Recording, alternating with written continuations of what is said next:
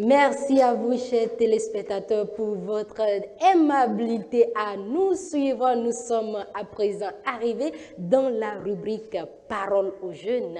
Nous allons donner la parole à notre cher public qui est là, qui est toujours avec nous. Ils vont se manifester par leur applaudissement.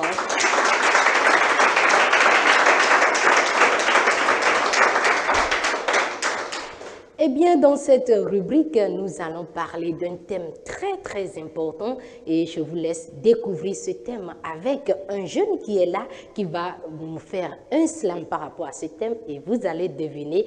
Nous allons accueillir M. Tikande Rabiou qui s'avance sous vos applaudissements.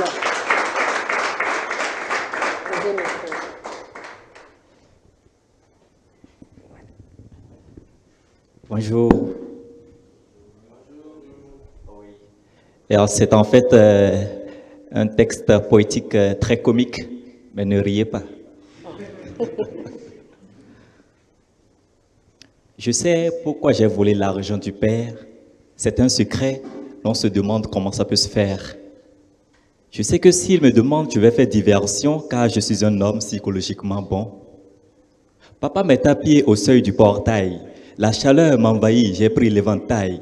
Alors papa s'empressa, vérifia son tiroir, attristé et chercha sans tarder à me voir. Il me fallait paix du cœur et concentration. Si ma respiration est dupliquée, papa saura. Et si mon nez se met à m'augmenter, il saura. Et s'il découvre la vérité, c'est mon exhumation. La colère m'emportait chaque seconde qui passait. Je me présentais à lui malgré son regard furieux. Qui a piqué mon argent? Papa me demanda. L'argent? L'argent? Papa, même moi, je ne sais pas.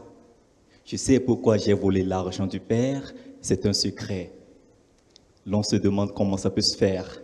Je sais que s'il me demande, je vais faire diversion car je suis un homme psychologiquement bon. On n'était que deux dans cette grande maison. Malgré ça, je vais faire à l'intellectuel. Si papa le découvre, pour moi, c'est la prison. C'était un grand combat, un combat indélébile. Pourquoi dire que c'est moi? Parce que c'est moi. Le choix personnel demeure toujours belle loi. Content ou pas, papa ne doit pas le savoir, ni le découvrir. J'ai joué avec lui, ses idées commencent par fuir. Comment permettre à mon père de me foutre au bourreau, au barreau? Vous qui m'écoutez, ne me prenez pas comme un idiot. Ne me prenez pas et ne prenez pas cette affaire d'ici pour mon père. Si vous le faites, tâchez de pouvoir calmer la guerre. Mon oui demeure toujours oui et mon non reste toujours non. Oui, mon swag maintenant, yakwa wingari. Oui, mon swag ikuro, winti maintenant. Je sais pourquoi j'ai volé l'argent du père. C'est un secret, l'on se demande comment ça peut se faire. Je sais que s'il me demande, je vais faire diversion, car je suis un homme psychologiquement bon. Mais je ne vous rirai plus jamais par la grâce de Dieu. Merci. Merci beaucoup, on l'acclame. On l'acclame, merci. Je profite de l'occasion pour vous dire que c'est un jeune slameur, il a le talent et si vous avez, vous avez peut-être un anniversaire, un événement, vous avez besoin qu'il mette un peu des enjoliveurs hein, dans votre événement, vous pouvez l'appeler et il sera disponible pour répondre. À travers son slam, vous avez certainement compris cet enfant qui a volé, mais qui n'a pas voulu dire la vérité à son père. D'où donc notre thème d'aujourd'hui qui est intitulé « Toute vérité est-elle bonne à dire ?» Cher public, est-ce que toute vérité est-elle bonne à dire? Vous allez tout à l'heure nous donner votre explication, votre opinion, votre avis par rapport à ce thème. Est-ce qu'il faut dire la vérité quand bien même c'est compliqué, quand bien même on est face à la mort ou à la vie? Est-ce qu'il faut tout le temps dire la vérité?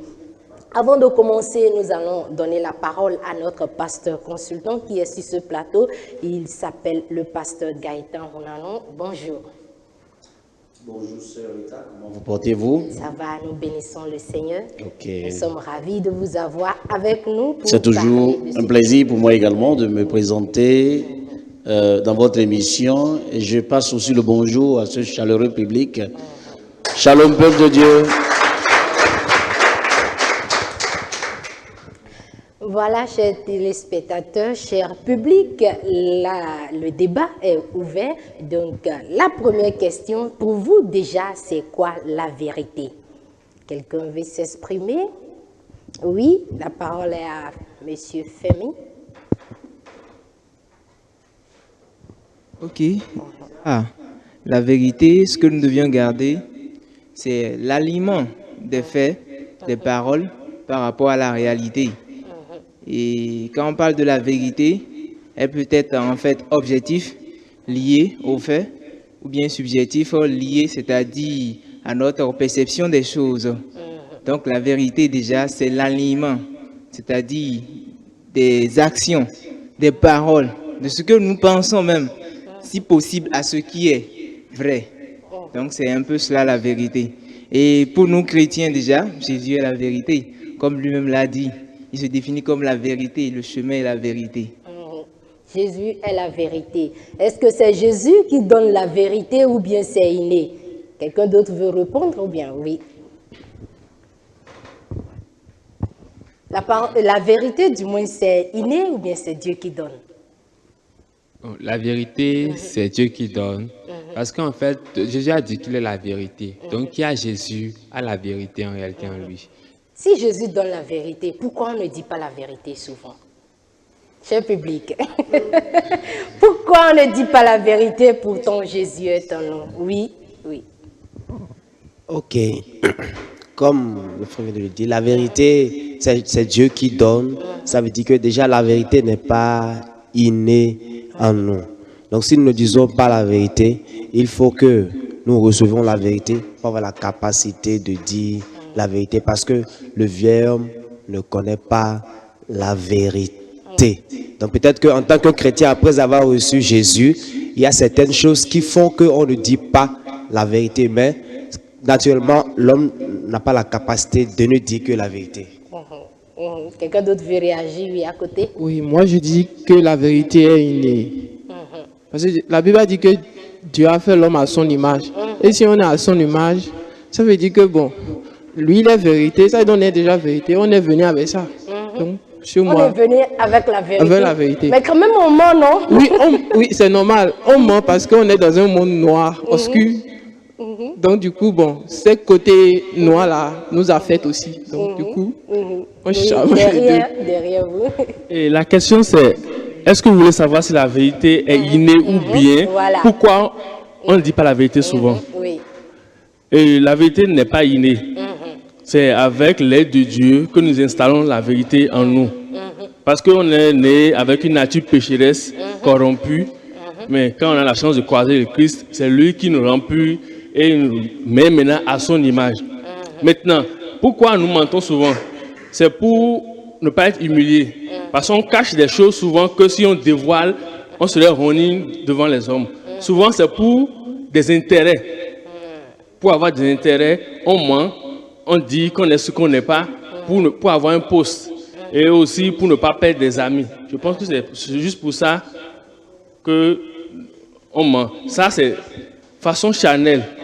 Mais il y a aussi parfois une fois, si on va entrer dans le spirituel, le diable peut te pousser à mentir juste pour te mettre en désaccord loin de Dieu.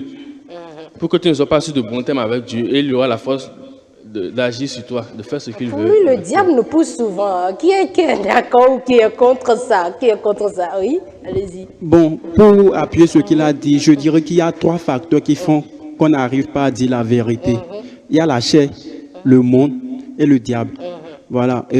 Parfois, pour plaire au monde, genre pour ne pas être rejeté des hommes, on passe, la vérité est là, mais on préfère passer à côté pour ne pas subir le rejet des hommes. Également, quand le diable a de pouvoir sur nous, on dit que le diable est le père du mensonge depuis la base. Donc, si nous n'avons pas la vérité en nous, qu'est le Seigneur Jésus-Christ, facilement, il arrive à impacter notre vie. Et là, il est souvent difficile de dire la vérité. Et nous allons parler également de la chair. La chair qui réagit de façon automatique. Quand il voit que ses intérêts sont mis en jeu, donc il dit, ah, là, bro, tu dois mentir pour que, pour que tu ne paies pas ce que tu as gagné. Donc, je dirais que ce qui nous influence et nous empêche de dire la vérité, c'est 3 facteurs. La chair, le monde et le diable. Et le diable. Est-ce que toute vérité est bonne à dire? La grande question. Est-ce que toute vérité est bonne à dire? Oui, donnez le micro à M. Rabiou. Toute vérité n'est pas bonne à dire. Malgré que nous sommes des chrétiens, il faut préciser que toute vérité n'est pas bonne à dire. Je ne peux pas dire, par exemple, que c'est ma mère qui a volé 1 500 000 pour être enfermée. Ça, jamais, je ne peux pas le dire. Donc, toute vérité n'est pas bonne à dire, en fait. Logiquement parlant. N'est pas bonne à dire Oui. pour lui, oui. Voilà. Ok. Allez-y. Toute vérité n'est pas bonne à dire, mais il faut savoir que je ne dois pas aussi mentir.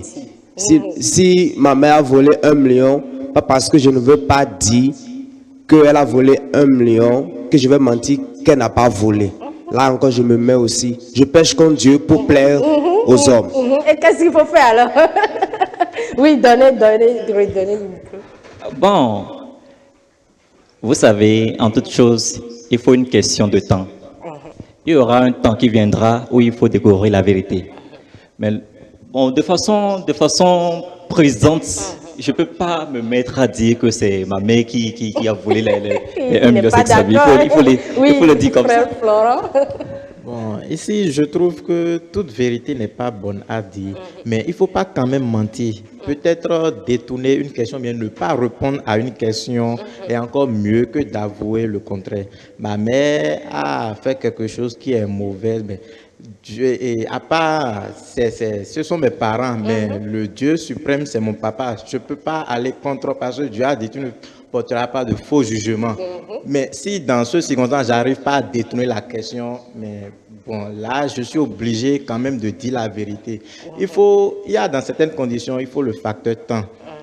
Et par rapport à quelqu'un qui a perdu un proche ou bien un enfant, un truc là, et depuis que la personne était vivante, il le malmenait, et quand la personne est morte maintenant, et elle est là à pleurer, mais je ne peux pas aller voir cette personne et dire, tu aurais peut-être fait mieux lorsqu'il était vivant, pourquoi tu es en train de pleurer? Là maintenant c'est cruel, il y a des choses que je peux attendre lorsqu'on est passé maintenant, toi tu fais tant, mais lorsqu'il était vivant, donc il y a le facteur temps, il y a des moments qu'on peut dire tant, mais si on est vraiment au facteur temps, par rapport à son exemple, vous avez les policiers devant vous qui disent, votre mère a volé, on est sûr, est-ce que vous, à votre place, vous allez mentir? À sa place, vous allez mentir ou dire la vérité?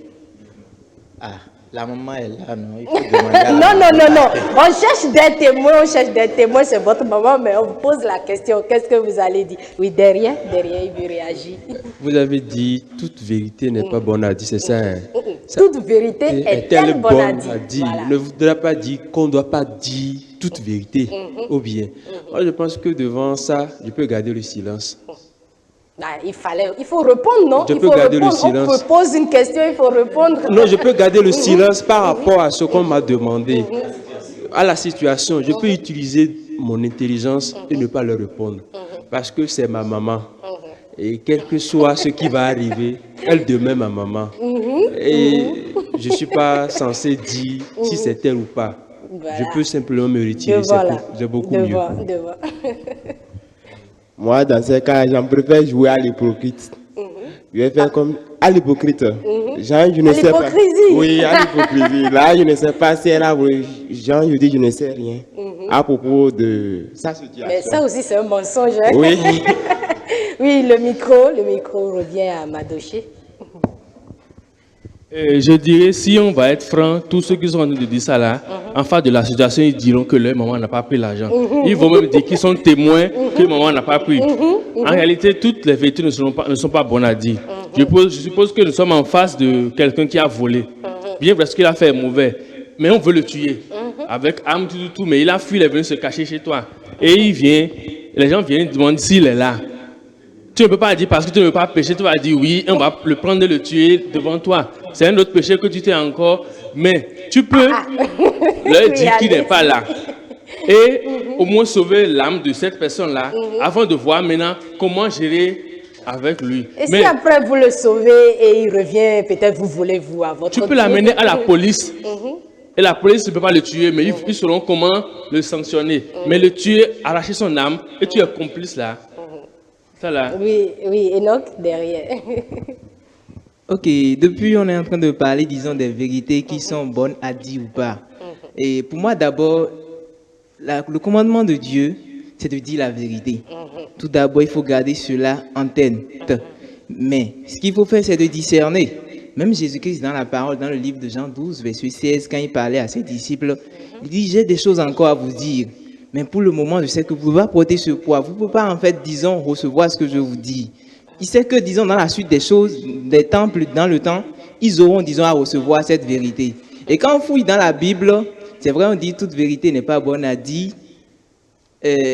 On voit quelques exemples dans la Bible de certaines personnes, disons, je ne dis pas que c'est forcément un bon exemple à prendre, mais il y a des personnes dans la Bible, devant la réalité, disons, ont préféré mentir pour pouvoir, disons, un temps soit peu, disons, se protéger. Je prends Abraham, qui était venu, disons, en Égypte, au niveau du roi Pharaon. Disons, il a menti au roi Pharaon en disant que Sarah était sa sœur. Disons, il avait en fait peur, disons, de ce qu'il y aura comme, c'est-à-dire, et répercussions sur sa vie, puisque sa femme était belle. Très belle. Mais ce comportement, est-ce que vous pensez que Dieu a approuvé ça? Bon, je ne dirais pas que Dieu a approuvé ça.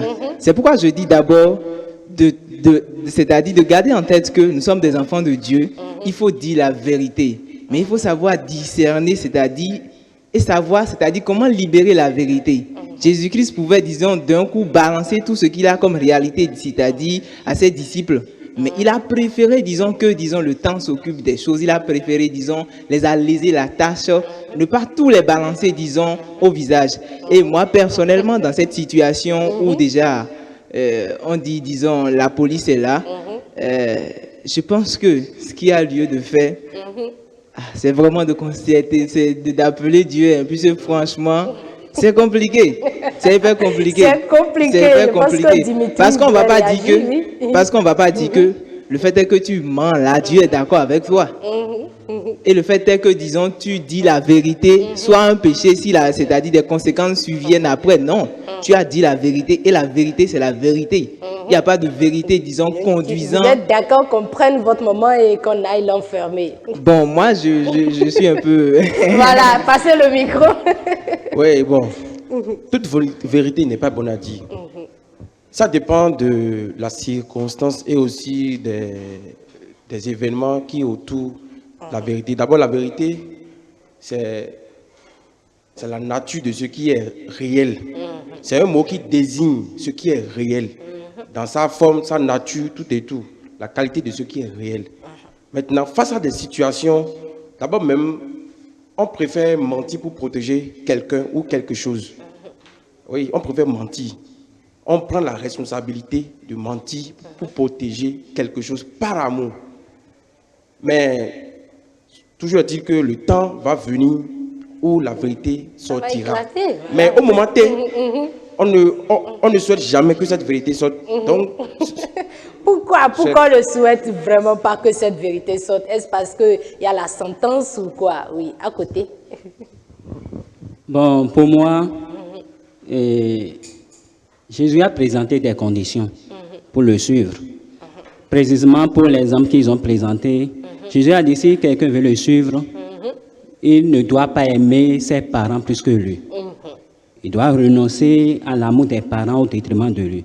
Donc, devant ce cas, Dieu n'a pas besoin qu'on mente pour sauver quelqu'un. Dieu a la capacité et le pouvoir de sauver quelqu'un. Et il a cette capacité d'agir. Si je dis la vérité et que ma mère, on en a fait ma mère à cause de cette vérité que j'ai dit, et que moi j'ai l'intention de prier à Dieu que j'ai dit la vérité, Dieu a le pouvoir de la faire sortir autrement. Donc, on n'a pas besoin de mentir pour plaire à quelqu'un. Il vaut mieux de plaire à Dieu que de plaire à l'homme. Dieu peut la faire sortir de la prison, pas autre moyen. Voilà, il y a des réactions ici aussi. Oui. Et si le mensonge peut être pour nous un frein pour le ciel, je pense que tout le monde serait en enfer. Ah oui. Il y a un auteur qui dit certaines vérités nous attirent plus d'ennuis qu'autre chose. On a beau nous dire que la vérité est la meilleure solution. Pourquoi lorsque l'on fait le choix de la vérité, on se fait tourner le dos? Pourquoi personne ne nous croit? Pourquoi préfère-t-il être avec celui qui ne fait que mentir? Pourquoi lorsque nous disons la vérité, nous sommes plus dans le pétrin que si on avait choisi de mentir? Si tu ne veux pas te faire congédier d'un travail important, car le patron est un vrai imbécile, pas dans le genre idiot, hein, mieux vaut se taire et de ne pas dire ta façon de penser. Ah bon? C'est ce que je disais. Oui. Non, devant lui n'a pas encore réagi, oui. Bon, moi, j'ai un verset qui, concernant l'exemple de mère qu'ils ont donné. Et tout. Puis, dans le livre des Proverbes, il est écrit, dans Proverbe 10, le verset 10, qui cache la vérité aux autres, les fait souffrir, qui les reprend avec franchise, leur apporte la paix. Bah, moi, je crois que la vérité, il faut dire la vérité, peu importe les conséquences, peu importe ce qui se passera, parce que la vérité, ça ne reste pas longtemps caché. La vérité, c'est un peu comme le soleil, on ne couvre pas ça longtemps, ça va forcément se montrer et tout. Donc, il faut forcément dire la vérité, parce que tôt ou tard, ça va se faire connaître. Si c'était votre mère, je suppose que c'est votre mère, vous allez dire la vérité. Et on va la prendre. Moi, je crois qu'il faut, je dis la vérité. Pardon? Je dirai la vérité. Vous direz la vérité, oui. À côté. Et effectivement, toute vérité n'est pas bonne à dire, mais j'aimerais dire à mes frères et sœurs que quelle qu'en soit la situation, il faut quand même, ça peut prendre du temps, mais il faut quand même essayer de dire la vérité. Moi, personnellement, toutes les fois où j'ai menti, ça, j'ai fini toujours par regretter. Je pense qu'il faut dire la vérité. Et dans ces conditions, c'est vrai, c'est dur, mais je dirais la vérité. Vous savez, quand vous mentez pour quelque chose, c'est quelqu'un d'autre qui prend le poids. Ça ne sera plus votre mère, mais ça serait la mère de quelqu'un d'autre. Parce que moi, il y a eu des moments, j'avais juste besoin, il y avait de pétards, d'argent, des trucs là, et on était entre frères, entre amis. J'avais juste besoin que quelqu'un, le témoin qui était là, qui a vu l'autre a pris là, que lui l'avoue seulement que c'est l'autre qui a pris pour que moi je sois désengagé. Mais je ne dormais pas, je priais pour qu'il dise le truc, mais le lendemain, il ne dit pas le truc. Et après, là, c'est sur moi, les yeux font tout là. Donc, au cas où vous refusez de mettre votre mère en prison, tout là, ça serait la mère de quelqu'un d'autre. Et ça serait double conscience. Et de toute façon, là, il n'y a rien qui se cache sous le soleil. Tout viendra au dehors. Découvert. Oui, derrière vous. Moi, je pense que on a dit tout à l'heure que la vérité n'est pas innée en nous. C'est Dieu qui nous donne la vérité. Donc, il y a déjà cette part de vérité que nous devons comprendre. Que la vérité, au moment où de la dire, c'est Dieu qui nous convainc de dire la vérité. Parce qu'il y a des exemples dans la Bible même que des gens sont mentis pour protéger des gens. Et ça a valu des bonnes choses. Et leurs noms sont restés dans la Bible. On ne peut pas me dire que Dieu a dit, avant de me suivre, il faut laisser tout. Mais Dieu aussi nous a dit que nous devons honorer nos pères, nos mères, afin que nos jours soient prolongés. C'est vrai. À la suite, il a dit dans le livre de Jean 8, verset 32, qui dit, vous connaîtrez la vérité et la vérité vous affranchira. Est-ce que c'est de cette vérité que la Bible parle? Il faut savoir que nous ayons un discernement de la façon dont il faut dire la vérité. Dire la vérité, avoir le discernement, oui. On ramène le micro là. Ok, et moi, ce que j'ai à dire, d'abord, il ne faut pas mélanger la citation des gens avec la parole de Dieu. Lui, il a donné sa citation, on ne connaît pas sa relation avec Dieu. Je donne mon exemple. Je ne vais pas cacher ça. Ma maman devait à quelqu'un, je crois, près de millions. Et elle est partie. Et lorsque elle a quitté la maison, quoi, la personne est venue à la maison. Où est ta maman? Et puis, j'étais là. Je suis chrétien. Et j'enseigne aux gens de ne pas mentir. Voilà. La personne, je suis en face de la personne. Voilà. Qui pourrait faire ma maman? Et la personne me demande, ta maman est où? Et j'ai dit, ma maman est à un endroit. Et je n'ai pas précisé l'endroit. Il me dit, est-ce que tu as son numéro? Vous arrivez à la joindre? J'ai dit, oui, on a un numéro. Et puis, on arrive à la joindre sur ça. Et il m'a dit, d'accord, est-ce qu'on peut l'avoir que lui veut juste lui parler? J'ai dit, je suis chrétien. Et la Bible me dit, honore ton père et ta mère. Et ma mère m'a dit, ne donne mon numéro à personne.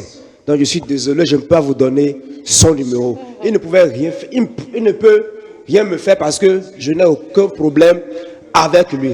Écoutez, lorsque devant cette situation, un policier, quelle que soit la taille de la personne, et vous mentez, vous n'êtes pas chrétien en fait. Vous n'êtes pas, la Bible dit que celui qui est de nouveau ne pratique pas le péché. Et lorsque je pratique le péché, je ne suis pas né de nouveau. Et le frère dit que si le mensonge devait être une barrière pour aller au ciel, tout le monde ira au ciel. Tout le monde n'ira pas au ciel parce que je veille par devant moi à ne pas mentir. Parce que c'est un sujet très délicat. Dis la vérité, fais confiance en Dieu. C'est une preuve d'incrédulité. Tu ne crois pas que Dieu peut te rembourser 1 million. Que maman aille là-bas, Dieu gère le reste. C'est tout ce que moi... Merci beaucoup. Avant de retourner la parole à vous, cher public, nous allons donner la parole à notre pasteur pour cette question. Cher pasteur, est-ce que toute vérité est bonne à dire? Je crois que il y a une perplexité dans la prise de position parce que dans Jacques 3, 17, la parole de Dieu déclare qu'il n'y aura pas de duplicité ni d'hypocrisie en nous. Voyez-vous? Et ils sont en train de donner des exemples de part et d'autre. Et je voudrais donc lever vraiment un point de voile pour le public et leur dire félicitations à tout le monde parce que je vois un certain engouement d'exégètes en herbe. Est-ce qu'on peut acclamer? Vous voyez, il y a un engouement d'exégètes, il y a trop de biblicisme ou de citations si vous le voulez. Mais ce que j'aimerais qu'on retienne est que Jean 8, 40 nous fait savoir ceci, je lis en substance. Il dit que la vérité provient de Dieu, n'est-ce pas? Et Jésus dit, mais maintenant, vous cherchez à me faire mourir. Moi qui vous ai dit la vérité, que j'ai entendu de Dieu. Vous voyez? Et il continue de dire, Abraham n'a point fait ceci, ou bien n'a point fait cela. Voyez-vous? Donc c'est pour dire que les hommes d'Abraham n'ont pas été aussi vraiment très acclamés par Dieu.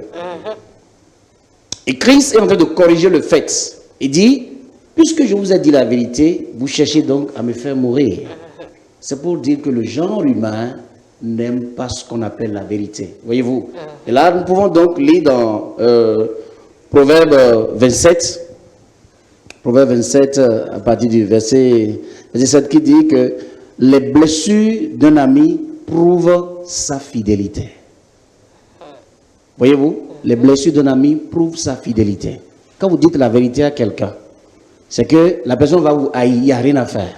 Vous voyez le cas de Jésus? Puisqu'il leur a dit la vérité, il cherche à le faire mourir.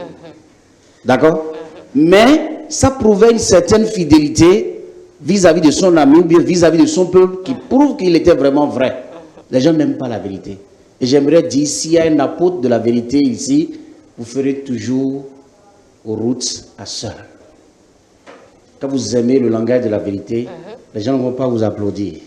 Vous aurez vraiment une destinée vraiment très accablante de jugement, de tout et tout, parce que personne ne vous applaudira. Donc si quelqu'un aime marcher seul, alors qu'il dise la vérité. Mais quand quelqu'un est toujours acclamé, sachez que c'est un gros menteur que vous avez en face de vous. Quand tu as de la popularité, les gens t'aiment, au fond, tu n'es pas vrai. Est-ce que vous voyez? Donc, je voudrais encourager les uns et les autres à avoir la culture de la vérité, quel qu'en soit le prix. Est-ce que vous voyez?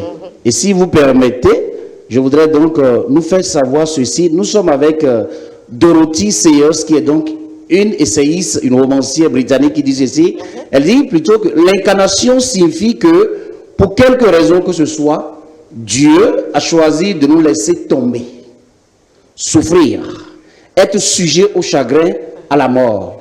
Il n'en est pas moins vrai en honnêteté et le courage de prendre sa propre médecine. Est-ce que vous voyez? Il ne peut rien exiger de l'homme qui n'est exigé de lui-même d'abord.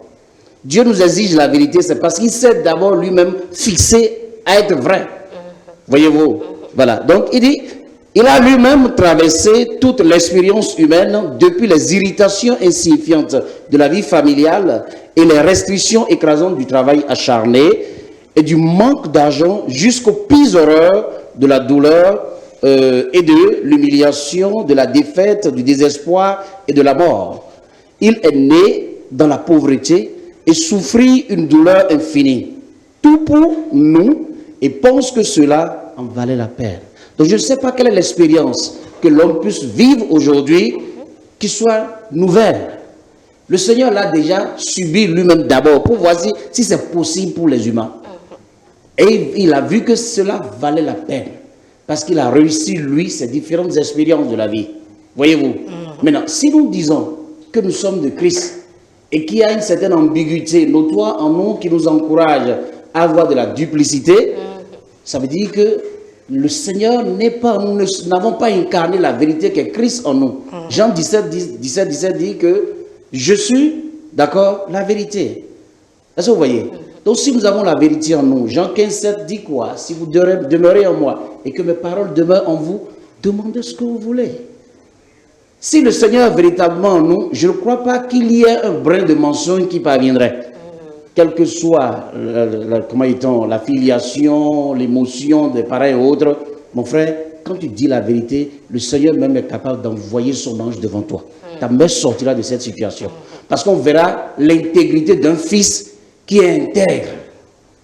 Mais quand il y a de la duplicité dans ce que tu dis, le Saint-Esprit ne va pas favoriser une rencontre personnelle pour que la situation de ta maman soit gênée. Je vous donne un petit exemple. Là, c'est Thomas Sankara qui l'a donné. Et vous voyez que il disait que c'est une histoire qui se passait entre un grand frère et une petite sœur. Et le grand frère, par mégarde, a lancé une pierre qui a tué donc le coq de maman. La petite sœur était à côté et a vu la scène. Vous voyez? Et donc le grand frère lui a demandé, n'en parle pas à maman. La petite sœur dit d'accord. Arrivé à la maison, on demande donc à la petite sœur de faire la vaisselle. Elle appelle son grand frère, vous dit, maman a dit de faire la vaisselle. Vous comprenez? Donc le grand frère finit par devenir donc l'esclave de son petit frère à cause du mensonge qu'il a semé. Une autre fois, on a demandé d'aller faire le marché. C'est là la petite sœur, on a demandé. Elle revient voir son grand frère pour dire, s'il te plaît, maman a dit d'aller au marché. Vous voyez? Et la petite dit à sa maman que oui, mon frère a dit qu'il ira quoi.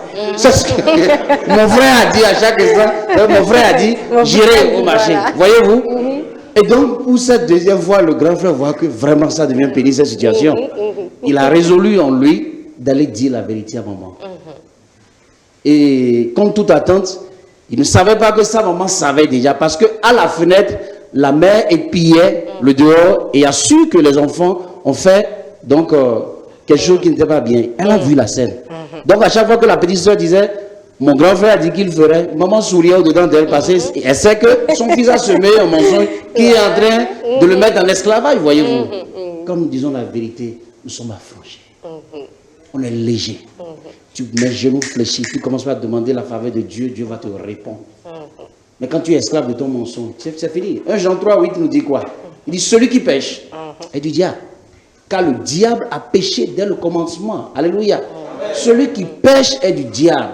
Car le diable a péché dès le commencement. Je crois que la sagesse humaine, le raisonnement humain voudrait nous voir à nous faire des concessions. Vous voyez? Mais soyons humbles de dire la vérité. Vous allez voir le prophète Nathan en face de David. Il a fait une tournure de sagesse, mais il lui a planqué devant lui dire, c'est de toi il s'agit. Amen. Soyons sages d'aborder des cas, mais ayons donc pour résolution, c'est-à-dire pour en venir à la fin, disons la vérité à la personne. Vous pouvez tourner, et venir lui dire ce pourquoi vous êtes en train de tourner au pot. Mais ne pas lui mentir, ne pas faire de demi-vérité. Il ne peut pas jaillir d'une seule source de l'eau douce et de l'eau amère. Faisons donc attention à nous, ayons la culture de la vérité. Ça peut être papa, ça peut être maman. Quand ce n'est pas bon, ce n'est pas bon. Tu dis la vérité, le Seigneur met des gens à provision donc à tes tous pour pouvoir te sortir donc de problème. Parce que tu as obéi. Il dit, Jean 6,33 dit quoi? Tu veux le citer? Jean 6,33 nous dit quoi? Oui. Amen. Faisons d'abord la volonté de Dieu et le Seigneur permettra maintenant que quelqu'un d'autre s'occupe de nous. Il enverra toute la provision. Alléluia. Merci, que Dieu vous bénisse. Merci beaucoup à vous, cher pasteur. Merci à vous, cher public. Nous allons donc aborder la dernière question, cher pasteur. Vous avez dit qu'il faut tout le temps dire la vérité, mais quand nous prenons le cas qui a été donné par rapport à la maman qui est là, et les policiers, ou peut-être même les gens qui sont là prêts à la tuer si jamais elle sortait de la maison, comment est-ce qu'il faut dire la vérité dans ces genres de situations? Tel que je vous l'ai dit au préalable, il peut sortir d'une source de l'eau douce et de l'eau amère. Parce que parfois, Dieu met notre foi à dure épreuve. Peut-être que c'est la dernière fois que vous parlerez dans le langage des humains. Et vous prenez le vilain luxe de mentir. Est-ce que vous comprenez? Et au soir, vous vous couchez, vous ne vous relevez plus. Ça veut dire que tes actes sont condamnés. Donc, tes actes parlent déjà de toi après dans l'au-delà. Donc, je crois qu'il ne faudrait pas faire de concessions. Il faut dire la vérité. Il faut attendre un temps avant de dire la vérité, mais il faut Ma soeur, tout le temps dire en même temps. la vérité, c'est la vérité. Il faut dire la vérité. Parce que demain ne t'appartient. Et pourquoi chercher un temps pour dire la vérité? Il vaut mieux dire la vérité. Mon Dieu que j'adore est capable de nous sortir de situations. De nous sortir de situations. La sagesse, on dit que l'évangile de la croix est une folie pour ceux-là qui se perdent. Mais il est une puissance pour ceux-là qui mettent leur espoir, leur confiance en l'Éternel des armées. Il est celui-là qui se tient au-devant des combats de ta vie. Il saura donc faire ce qu'il a à faire. Et la situation empirique dans laquelle l'ennemi a voulu donc insérer ton père ou ta mère trouvera facilement un dénouement. Amen. Trouvera facilement un dénouement. Mais quand tu te mets la chaîne du mensonge au cou, tu seras tiré. Tu seras tiré. Parce que de mensonge en mensonge, c'est une semence. C'est une semence. Vous m'avez parlé d'Abraham tout à l'heure. Il a menti, non? Mais son fils est devenu quoi après son mensonge? Un expert en tromperie, en ruse. Jacob est devenu quoi? Il a volé tout le troupeau de l'autre. Vous comprenez? Sarah elle-même, pour avoir été donc infertile, elle a engendré de belles filles infertiles. Vous comprenez un peu? Donc, tout acte que nous posons a forcément des conséquences notoires sur notre destinée. Amen. Je vois que c'est dur. Dura less, sed less. La loi est dure, mais demain la loi. Merci beaucoup à vous, cher pasteur. Je pense que nous tirons pratiquement vers la fin de cette rubrique. Est-ce qu'il y a quelqu'un qui n'a pas réagi, mais qui voudrait dire un point de vue, quelque chose par rapport à... Ouais. Oui, allez-y. Le micro. C'est bon? Ok, d'accord. À côté. Oui, merci, cher pasteur, pour votre exhortation. Et j'ai beaucoup appris. Maintenant, j'ai une petite question. On dit que celui qui pêche est du diable. Mais comment pouvons-nous dire la vérité pour ne pas vexer, briser et faire et causer des dégâts envers nos géniteurs? Eh bien, je viens de le dire tout à l'heure qu'il faut donc de la sagesse. C'est le Seigneur qui nous donne la sagesse. Demandons à nous assagir. Voyez-vous? Demandons la sagesse d'en haut. Et le Seigneur nous convaincra, il nous donnera les voies et moyens par lesquels nous allons donc nous comporter pour ne pas aussi heurter. Parce que qu'est-ce qu'ils nous ont appris? Les parents dont nous parlons là, ils nous ont appris quoi? Quelles sont les vertus qu'ils nous ont laissées? De dire la vérité. Et pourquoi est-ce que quand il s'agit de leur cas maintenant, il faut avoir un contour? C'est le parent. Ce qu'ils nous ont enseigné, l'éducation qu'ils nous ont donnée. Est-ce que vous voyez? Parce que je sais en qui j'ai cru. C'est capital. Un petit enfant peut bouleverser le ciel. À cause de son éducation, il met en application ce que ses parents lui ont appris. Est-ce que vous voyez? Et cette situation tournera forcément en la faveur des mêmes parents et de l'enfant. Et il sera un témoignage. Il sera un témoignage. Merci. Oui. Excusez-moi. Et prenons l'exemple d'un enfant. Bon, supposons moi. J'ai des géniteurs qui n'ont pas encore cru en Jésus-Christ. Et même moi, je suis encore païen. Donc, dans ce cas-là, comment pouvons-nous gérer cette situation? S'il s'agit donc de dire oui, qu'ils ont fait telle chose. Oui. Mais je crois que vous... Ne sachant pas que la Bible a interdit le mensonge. Est-ce que vous comprenez le sens? Oui. Voilà. Comment pouvons-nous parvenir à dire... Je ne sais même pas comment m'exprimer. Mais il faut prendre les parents aussi au piège de leurs mots. Ils nous ont appris quoi? dit la vérité, non? Vous avez dit la vérité devant les autorités, n'est-ce pas? Mais ça va les choquer pour l'instant. Mais ce sera la source de leur salut. Ce sera une source pour la vie de leurs os. Parce que vous les avez peut-être mis à l'abri. Si vous avez menti et qu'on les surprenait en coup quelque part dans la ville et gunshots, on finissait avec eux. La prison peut être donc un asile pour eux, un refuge pour eux, pour que la personne que les parents ont eu à offenser ne puisse donc pas les atteindre, leur faire du mal. Mais quand tu leur refuses d'aller d'abord là-bas pour avoir la sécurité, peut-être que leur vie est en danger. Voilà. Quelqu'un d'autre? Merci beaucoup. Oui, finissons avec cet étranger. Je voulais demander au pasteur si une demi-vérité est un péché. Je vais m'expliquer. Une demi-vérité, c'est que je n'ai pas directement menti, mais je n'ai pas donné toute l'information. On m'a demandé par rapport, il y a une mère qui a perdu son mari et son petit enfant. Son enfant qui veut aller peut-être, comment dire, au bac, non, bon, lui il est déjà âgé, disons au CP. Donc il ne maîtrise, il ne sait pas encore qu'il a perdu son père. Et quand ça, il demandait d'après son père. Donc maman dit qu'il est à l'hôpital et qu'il ira mieux, qu'il va mieux. Il a caché la part de vérité en attendant qu'il finisse un truc et peut-être lui révéler. Mais là maintenant, est-ce que c'est considéré comme un péché? Parce que là, j'ai pas menti, j'ai pas donné toute l'information, mais j'ai donné ce qui est un peu, ce qui est vrai, mais j'ai pas tout dit. Est-ce que c'est mal fait? Vous savez, j'allais en venir à cette étape, à la conclusion. Est-ce que vous voyez?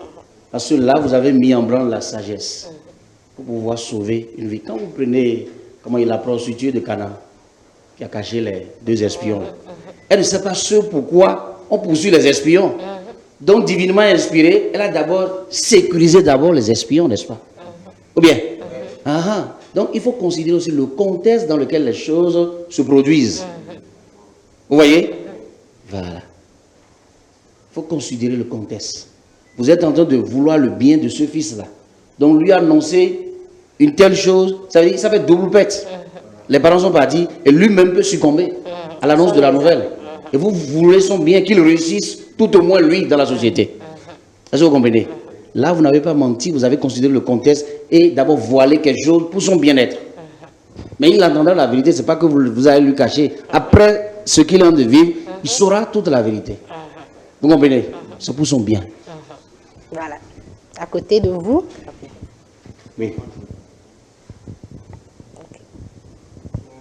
Au fait, j'ai une question à vous poser pour ce que vous venez de dire.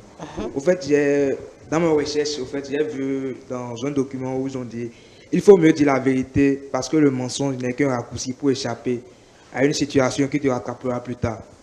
Si tu mens, tu vas être stressé et les conséquences seront plus dures à assumer. J'aimerais demander si, par exemple, quelqu'un a commis un crime ou il a fui, il est venu chez toi et au fait, on veut lui ôter la vie. Est-ce vrai de lui livrer ou bien de dire la vérité pour que la personne soit exécutée sur le ciel ou bien il faut sauver sa vie? Je vous répondrai par un oui sec, qu'il faille préserver d'abord sa vie. Vous savez, en Israël, il y a ce qu'on appelle le système donc, des villes de refuge. Et quand quelqu'un est poursuivi et entre dans cette ville, la loi n'autorise plus à toucher à cette personne-là. Le Seigneur a prévu des situations atténuantes, que même si quelqu'un est en infraction et qu'on est en train de le poursuivre par la justice, s'il entre dans les villes de refuge, là, on ne peut plus d'abord le toucher. S'il vient chez vous pour avoir l'asile, c'est que vous le protégez.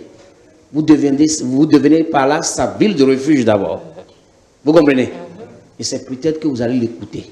Si vous l'écoutez, vous voyez que ce qu'il a fait mérite donc de se livrer, vous pouvez devenir une source de conseil pour lui. D'accord? Parce que comme nous lisons dans Ésaïe, je crois, Ésaïe 9, verset 1, on dit « Le peuple qui marchait dans les ténèbres voit une grande lumière, comment dit-on, sur ceux qui habitaient le pays de l'homme de la mort. Une lumière resplendit. » Vous êtes la lumière. Vous n'allez pas couvrir à toujours ce qui vient des ténèbres. Vous l'avez donné d'abord sécurité, mais vous l'écoutez. quand vous voyez que ce qu'il a fait mérite de se livrer, alors là, ne continuez pas, comment dit-on, à être son complice. Conseillez-le d'aller se livrer à la justice pour avoir la sécurité. Mais si elle refuse, vous le sortez de chez vous. Vous comprenez? Mais la personne en d'être poursuivie vient d'abord, cachez-le. Comme, comment dit-on, Rahab l'a fait à Canaan.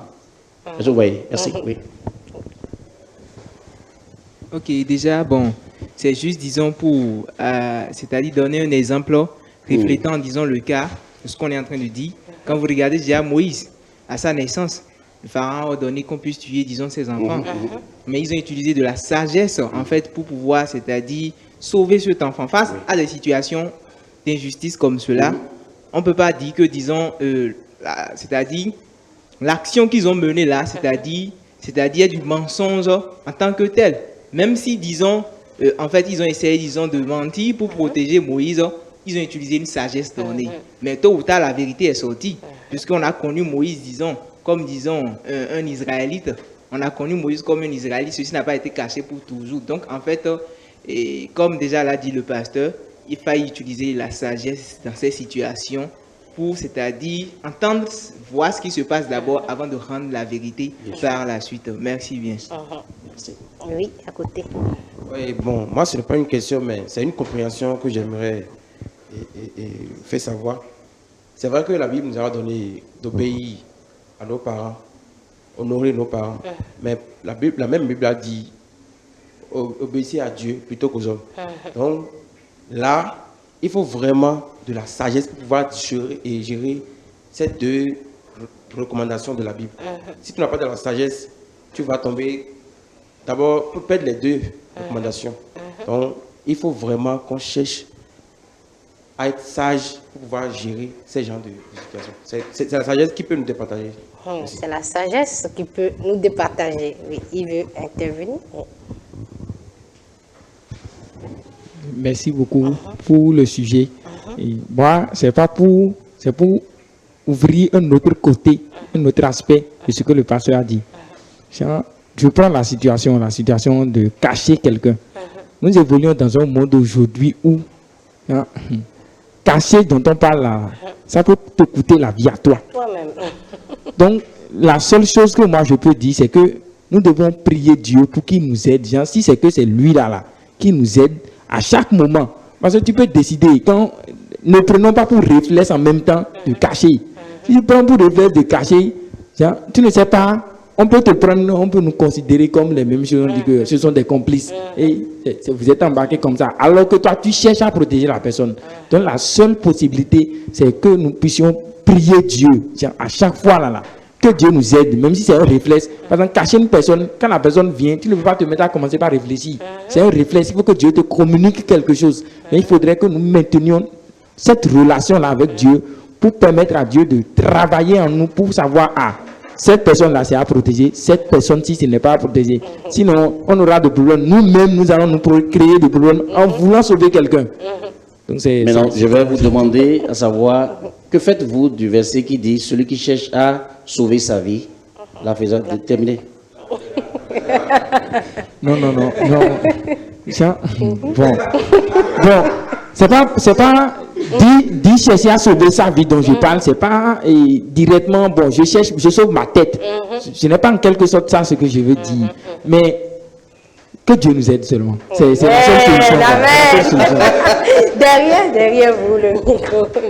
Merci beaucoup. J'aimerais répondre aux frères, dire ce que le pasteur dit là. Au fait, c'est un secours immédiat. Vous voyez, la personne peut pas être à votre porte et vous le disiez de patienter, vous voulez consulter Dieu en vous voyez, c'est un truc immédiat. Il est là, il a couru, il est venu vers vous. Si vous avez l'opportunité de le mettre à côté d'abord pour que le danger part. Mais quand le danger part, c'est un truc de 10 minutes. Ok, c'est parti, viens, explique-moi, qu'est-ce qui se passe. Maintenant, c'est de là maintenant là que tu vois ce qui se passe. Et avec maintenant l'aide de Dieu, maintenant là, ok, je vois. Bon, si tu peux le servir à manger, lorsqu'il est en train de manger, toi, tu ne dors pas, tu es là à réfléchir, à consulter Dieu dans cette situation. Que faire? Parce que si dans la situation, ça a besoin de réfléchir, il y a des situations, ça n'a pas besoin de réfléchir. Tu as entendu qu'il a poignardé quelqu'un là-bas, si tu prends ton temps à réfléchir, il va te poignarder. Donc là, en même temps, là, tu peux commencer par le conseil, dire, ah, ce que tu as fait, c'est tant. Si tu restes là, tu n'es pas en sécurité. La personne que tu as poignardé à une famille, eux-mêmes, là, ils vont te massacrer la tête. Ils vont mieux aller te livrer à la justice. Là-bas, au moins, tu es protégé, tu es dans une maison, tu fais un temps, tu fais ta peine et tu sors très bien consciemment. Quand on quitte la prison, là, on ne devient, la vie n'est pas terminée. On a Nelson Mandela qui a quitté la prison, qui est devenu président. Donc, tu ne sais pas ce qui te rejette. Donc, tu le conseilles avec l'aide de Dieu, là, à ce moment précis, il peut te trouver raison et la situation peut être facile à gérer en même temps. Mais dans l'immédiat, là, donc tu peux faire quelque chose, tu peux le cacher avec 2 minutes, tu le caches. Et c'est pas que je vais le cacher et 2 jours après, je vais le demander qu'est-ce qui se passe. Non, tout se passe en 1 heure déjà dans l'immédiat et tout se fait très vite. Merci beaucoup à vous, cher public. Je pense que nous allons finir et demander au pasteur son mot de fin, ses conseils pour la fin.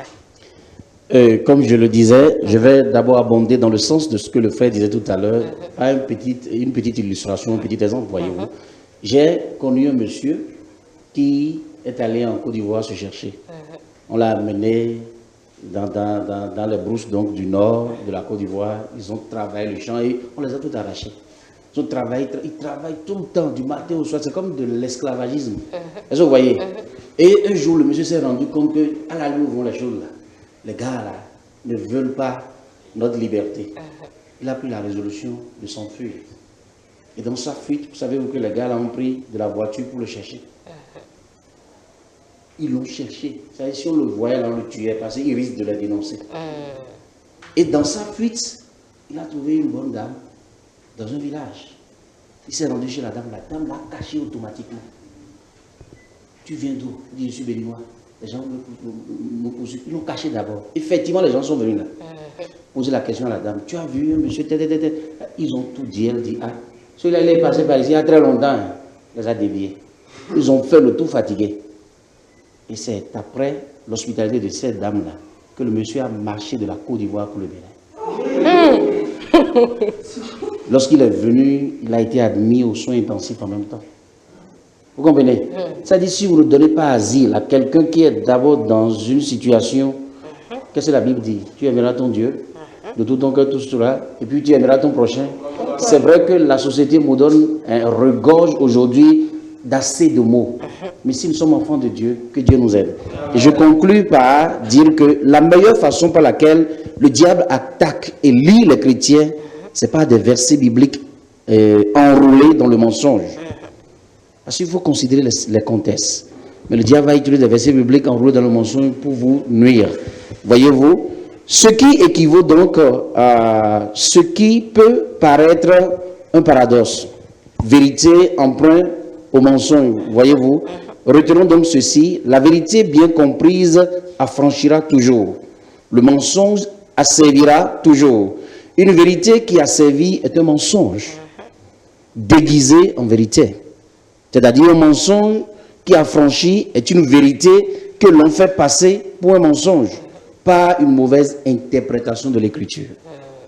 Lorsque vous dites la vérité, les gens peuvent trouver un verset biblique qui cadre avec leur projet et vont dire que c'est vous qui mentez, alors qu'en réalité, vous étiez dans le vrai. Que personne ne vous séduise d'aucune manière. Car le prince donc de la séduction, le prince de l'apostasie est déjà à l'œuvre. Et en train d'agir de sorte que les gens ne soient plus sensibles aux incitations du Saint-Esprit. Devant toute situation, demandez la voix de l'Esprit. Le Seigneur vous éclairera. Amen. Merci beaucoup, merci. Merci à vous, cher public. Merci, cher pasteur, pour tous vos apports, les avis que vous aviez donnés. Que le Seigneur vous bénisse abondamment. C'est la fin de cette rubrique Parole aux jeunes. Nous vous donnons rendez-vous la semaine prochaine pour de nouveaux thèmes. Portez-vous bien et bon week-end à vous. Bye.